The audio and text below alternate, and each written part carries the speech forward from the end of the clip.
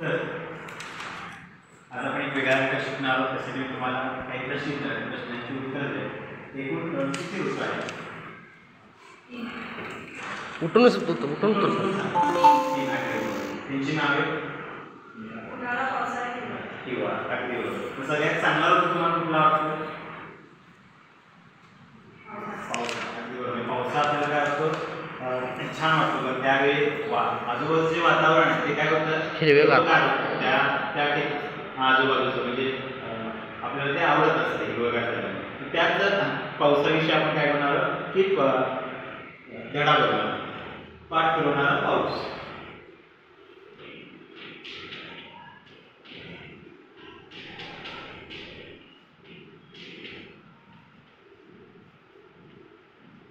पाठ फिरवणारा पाऊस आहे. तर आता मी काय करणार आहे, एक फळ्यावरती 2 आकृत्या करणार. तुम्ही त्याचं काय करायचं, निरीक्षण करायचं.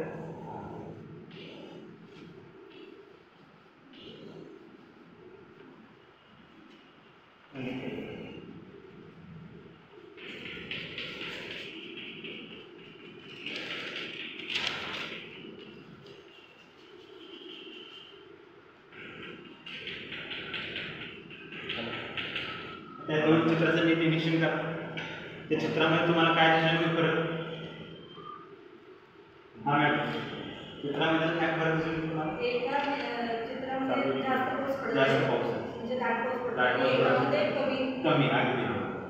तर खाली बसून तर बघा, पहिल्या चित्राचं नीट निरीक्षण करायचं. काय पडायला लागलं की पाऊस खूप मोठ्या प्रमाणामध्ये पडायला लागलेला आहे आणि त्या पावसाचा परिणाम काय होणार? आपल्या दैनंदिन जीवनावरती, निसर्गावरती होणार आहे. त्याच्यामुळे आपल्याची जी पाणी टंचाई म्हणजे आताच्या महिन्यामध्ये जो टेम्परेचर वाढत आहे, परवा जो पडलेला पाऊस आहे तो कशामध्ये येणार? अवकाळीमध्ये येणार. पावसाचे वेगवेगळे प्रकार ना, अवकाळी पाऊस आहे, त्यानंतर मोसमी पाऊस आहे.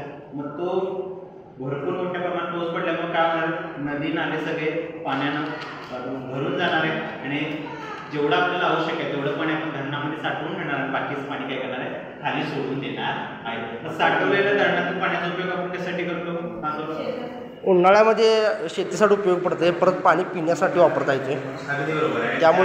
त्यामुळं बाबा पिकाची म्हणजे नुकसान काय होणार नाही उन्हाळ्यामध्ये, पाणी टंचाई होणार आहे ते होणार नाही. त्याच्यावरती आपण उपाय धरणामध्ये पाणी साठवतो आणि उन्हाळ्यामध्ये जे काय करतो, ठराविक प्रमाणामध्ये खाली विसर्ग करतो असतो, गावांना पाणी मिळते असतं. आणि जे जास्त झालेलं पाणी पाऊस आहे ते आपण नंतर काय करतो, जेवढी धरणाची कॅपॅसिटी आहे तेवढी भरल्यानंतर ते खाली सोडून देतात. आणि खाली सोडून देतानंतर काय करतो आपण, जे वाहणारं पाणी आहे त्याच्यावरती आपण काय करत असतो, विद्युत निर्मिती करत असतो. त्याला जलविद्युत असं म्हटलं जातं. आता लँग्वेज लेट आहे ती काय आहे, ती निर्माण केलेली. त्यानंतर दुसरं चित्र बघा, त्याच्यामध्ये काय आहे? कमी पाऊस पडायला. म्हणजे पावसाचं प्रमाण काय आहे? खूप कमी आहे.